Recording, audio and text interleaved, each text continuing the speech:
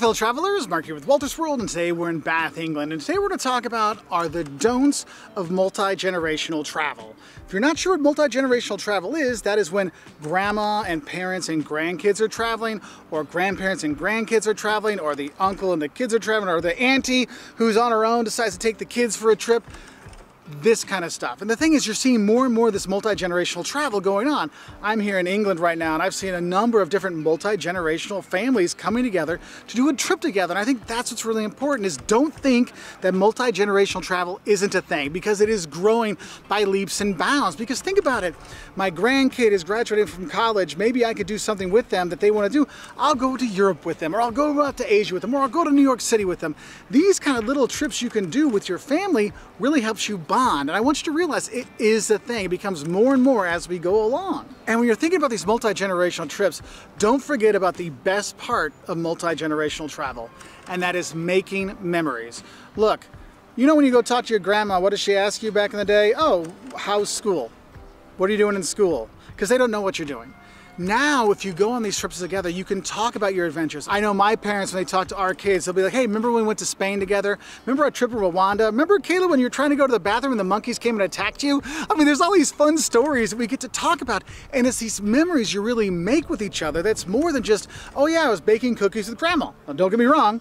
Those are awesome memories of baking cookies with grandma, but it gives you something else to bond over as a family. Because a lot of times when we grow older, the only times we see each other is on holidays or for like a dinner or a lunch, and it's not an activity. When you start traveling together, you start having these experiences together, and for one, it also helps all generations get to know each other better. So my kids understand my parents a lot better than they did before. And I understand my parents more better that we're doing these trips together. But it's really about building those memories. That's the best part about it. And one thing I think is important when you're doing these multi-generational trips, usually grandma or grandpa becomes the dictating factor, because, oh, it's going to be grandma's trip, what grandma wants to do, because maybe grandma's footing the bill or something. You can't do it that way. That's a guaranteed failure. Don't make this just grandma's trip, because that will cause resentment. Because the people that are going on this trip, they're like, hey, maybe I want to go to the Cotswolds for a day trip instead of just staying around here and doing whatever grandma wants to do. For example, I'm not a big shopper. I don't want a trip about shopping. I'll go and walk with you while you go shopping, and I go see some of the other places around here, but you really have to consider all the people involved. Because when you start doing that, you start to make it more of a multi-generational, multi-experiential trip. So for example, what we'll do is, yes, there'll be part that'll be, you know, Jocelyn, my mom will go shopping, my dad and the boys will go see a movie, and I'll go filming, right? So we all kind of have little things we're doing, but it's something we all want to do. But also, what I want to also say is, don't forget to bring the grandkids getting involved as well. Ask them where some things that they want to do in those destinations you're going to go to.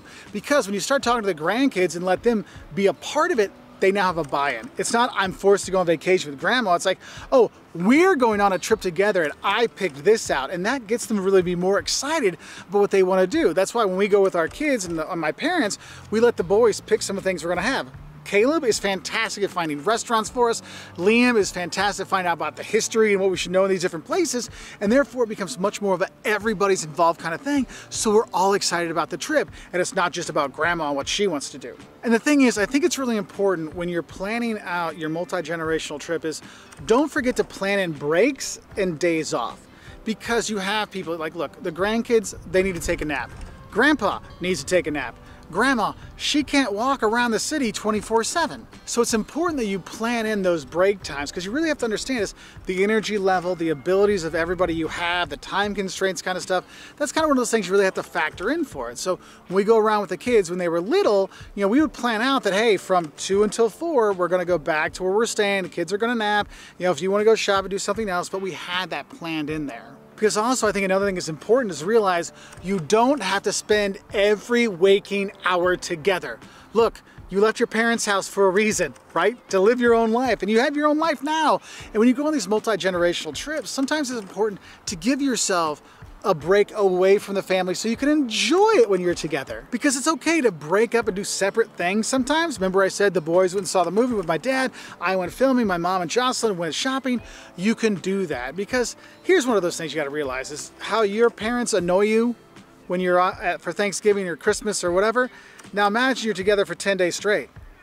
Yeah, it's going to happen. So what we tend to do on ours, because if we travel with my parents, about a 10-day trip with them, it'll be like 4 days of travel, then we'll take a day off where it's like a free day.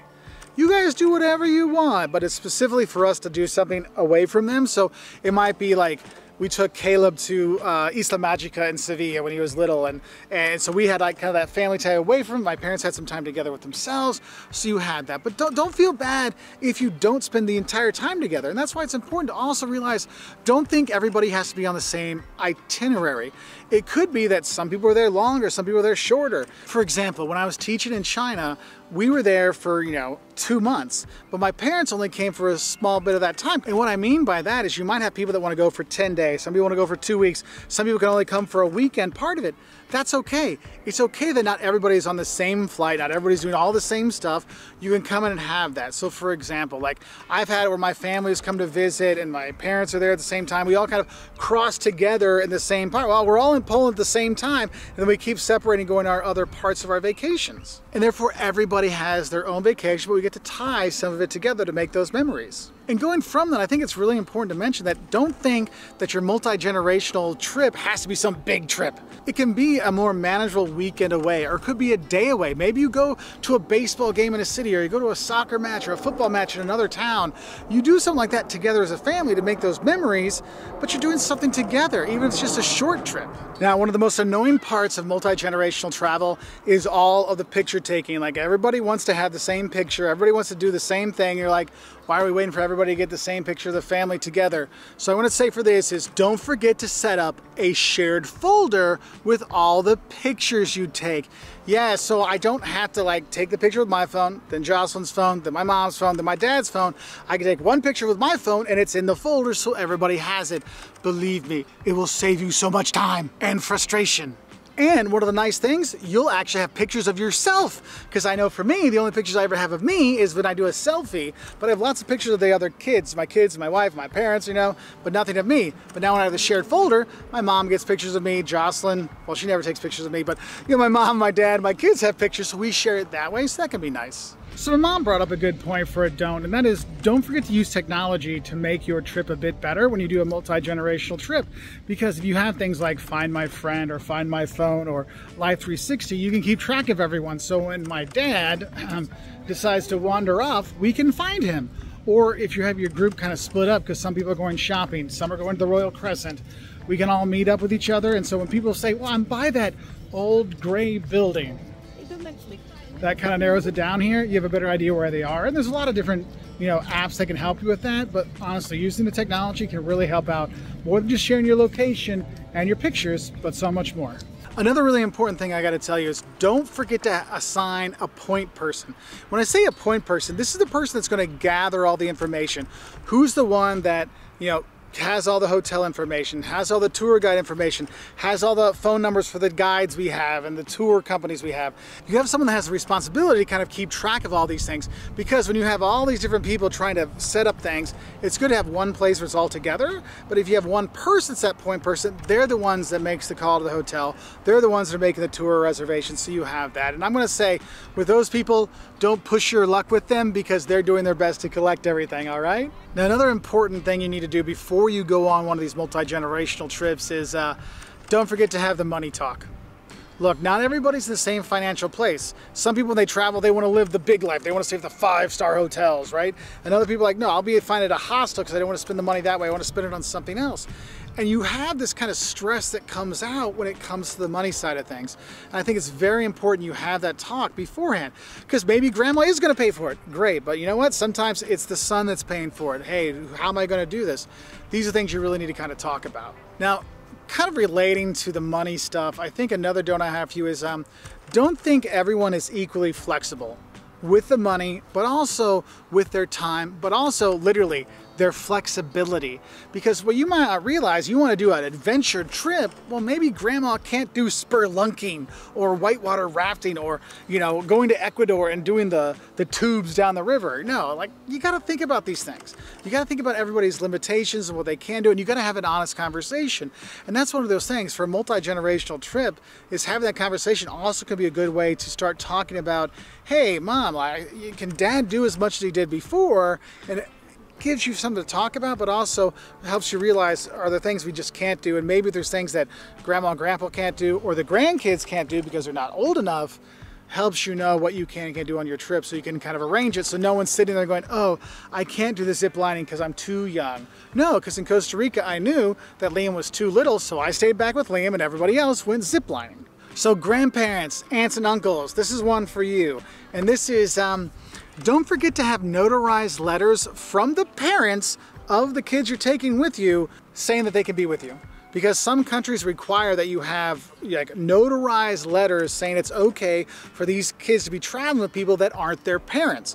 That means, yes, you're gonna have to go to the notary, or they'll have to go to the notary, the parents will, both of them there, to notarize and saying, yes, it's okay that Johnny Smith is going here. I'm the parent, Sue Smith, and the daddy, you know, Johnny Smith, and we're okay with this. This is the itinerary that they're, here's everywhere they're gonna go, here's everywhere they're gonna stay, here are the people they're gonna be with, here's their passport numbers. You might have to have that. For example, I know if you're gonna be trying to take your grandkids down to Chile or Brazil, that's gonna be required. And sometimes those hoops you have to go through are really, really high. In Chile, it was just a, you know, notarized letter in Spanish for it. But for Brazil, it was a officially translated document that there was a notarized, and then it had to be okayed by the Brazilian consulate. Do you know how incredibly difficult that is? I mean, like, why even try? And that's the thing you have to realize, is where you're gonna go is gonna impact it if you're not gonna have the parents with you as well. So something to think about when you're thinking about multi-generational travel.